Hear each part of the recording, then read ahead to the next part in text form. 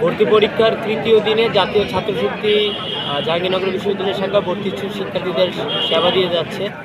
আমরা একটি তথ্য কেন্দ্র স্থাপন করেছি, যে জায়গা থেকে ভর্তি ইচ্ছুক শিক্ষার্থীদেরকে আমরা পরামর্শ এবং দিক নির্দেশনা দিয়ে থাকি।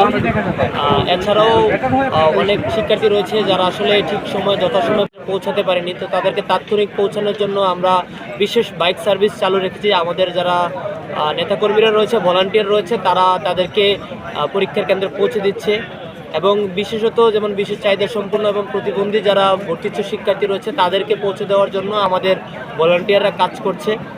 আমরা এছাড়াও চেষ্টা করছি যে বাংলাদেশের প্রত্যন্ত অঞ্চল থেকে অনেক ভর্তি ইচ্ছুক শিক্ষার্থীরা আসে, গার্ডিয়ানরা আসে, তারা আবাসিক সমস্যা নিয়ে তারা ভোগে। সেই সমস্যার সংকট সমাধানেও আমরা কাজ করার চেষ্টা চালাচ্ছি।